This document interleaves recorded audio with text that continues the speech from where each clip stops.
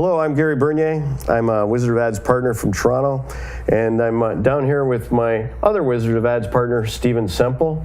And Stephen, today you wanted to talk to everybody about trust, right?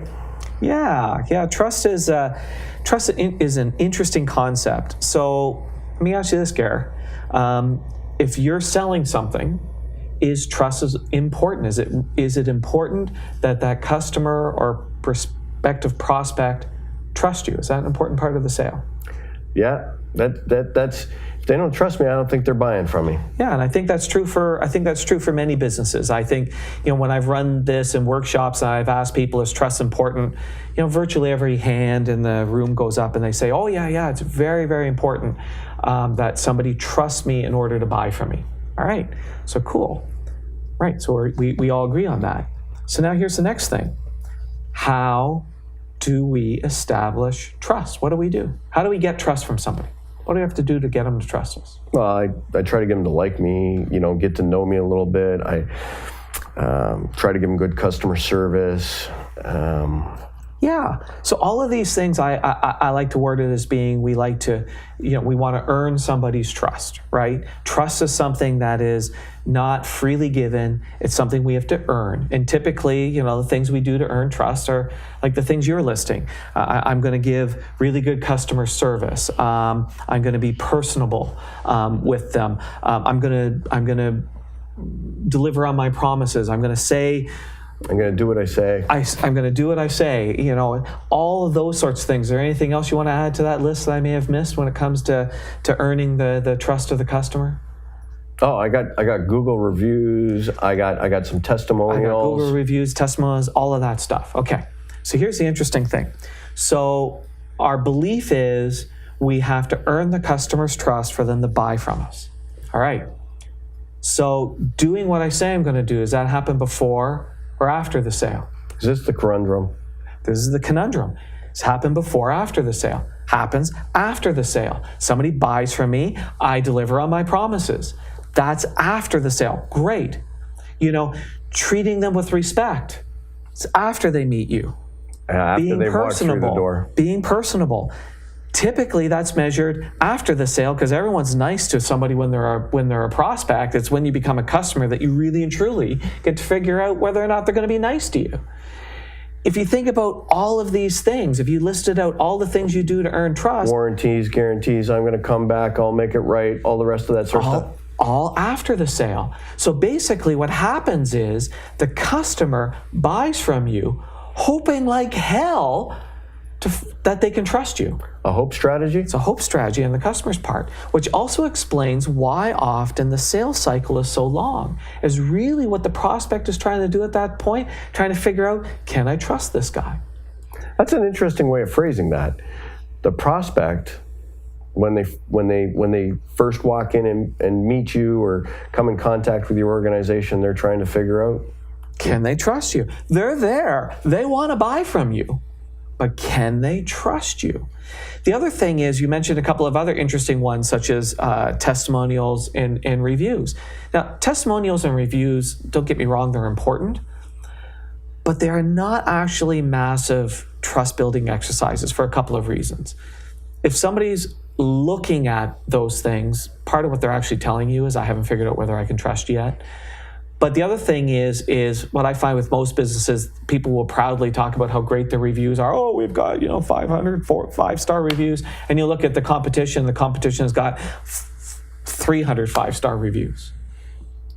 Is that going to really move the needle that much? It's almost become, look, there was a time when businesses were not active in getting people's reviews, that reviews made a big difference because you had 30 5-star reviews and the other guy had one. Right.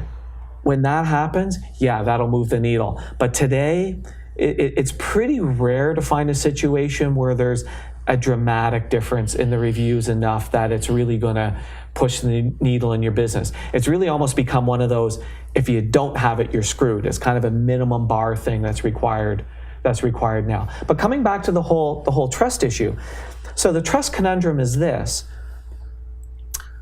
Our client or prospect has got to trust us before they buy from us. How do I make that happen?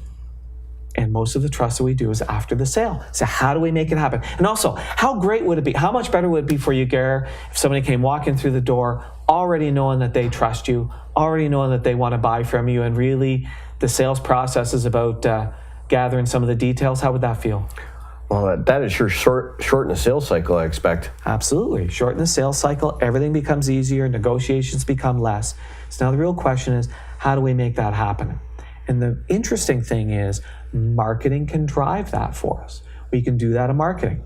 So we step back a little bit and we go, who are the people we trust? Your best friend, do you know everything about them? Well, you're in that camp, and I know an awful lot about you, so. And you also know the weaknesses. It's not just about their strengths. You also know their flaws. So the people we trust, we know the good things about them, and we know the weaknesses about them. All right, next thing in terms of trust. Do we trust people who we have a lot of shared interests with? Absolutely. Right. So the guys that, so if you're regular playing squash or you're a skier or whatnot, you naturally trust those people that you have these shared activities or even shared beliefs with. You know, you trust the people that you have a political affiliation with more. You trust the people who you go to church with. So shared beliefs, shared interests actually builds trust. Interesting. When you like somebody, do you trust them? Typically. Typically, not always. But it certainly leads to it. It's certainly a step towards trust. So what we're seeing here is the people we trust, we know. Mm-hmm. The people we trust, we have shared interests with. The people we trust, we like. And you said something further in there. You said shared beliefs. Yeah, shared beliefs. Yeah. Mm-hmm. So in our marketing then, what if we did this? What if we shared things about ourselves, including our weaknesses in our marketing?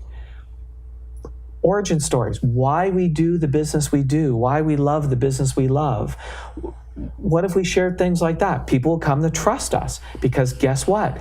They're learning more about us. And not just about, and you notice none of this is features, benefits, products, services. None of this is how great I am. This is about sharing about the personality of the business, the personality of the people. That builds trust.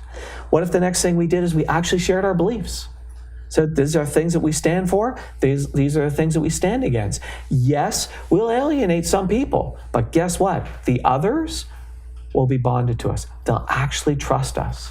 So this is why it's important to figure out your we believes and put them out there. And put them out there. But don't make them these wishy-washy, airy-fairy BS crap ones. Make them real. Yes, recognize some people will be a little bit rattled by that and not like it. So be it. Because others, this is what you're buying. You're buying their trust. And the last thing is, you know what? Run campaigns that just make people like you. And again, talking about your sale doesn't make people like you. They make you kind of that slimy sales guy, right? Yeah, a little bit. A little bit. So make people like you. Have people understand your strengths and your weaknesses. Share your beliefs. All of those things happen when that person comes walking in through the door the first time, emails your business or picks up the phone call. They're actually starting from a place of trust. And really, what they're there to figure out is confirm whether what they've already decided is true, not whether or not they can trust you. And it'll collapse your sales cycle. It'll dramatically increase your conversion rate. Everything becomes easier, and make your advertising about those things rather than, hey, I got this, cool widget on for this price that, can do this or this. Because frankly, people really don't care about that. Well, it's definitely not going to build any trust. It's not going to build trust. And guess what? Your competitor down the road has got the same damn thing and may even be selling it cheaper. So you're saying through marketing, I want to get people to know me, connect with me, bond with me, get to know my belief systems, and the ones that truly connect with me when they need my service, they'll come walking in trusting me. They'll come walking in trusting you and will be prepared to pay higher, pay more. The sale will happen. Look, everything becomes easier when that person comes walking through the door trusting you. And I can prove it. How? Prove this way. When you get a referral from somebody, is that a better lead? Yeah. Why?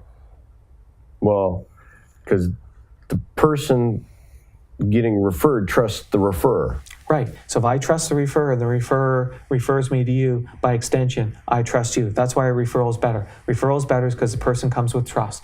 Imagine all of your leads coming with trust. That's what marketing can do for you. Wow. The right type of marketing can do for you. Well, that's pretty amazing. The type of marketing we teach here at ASBI.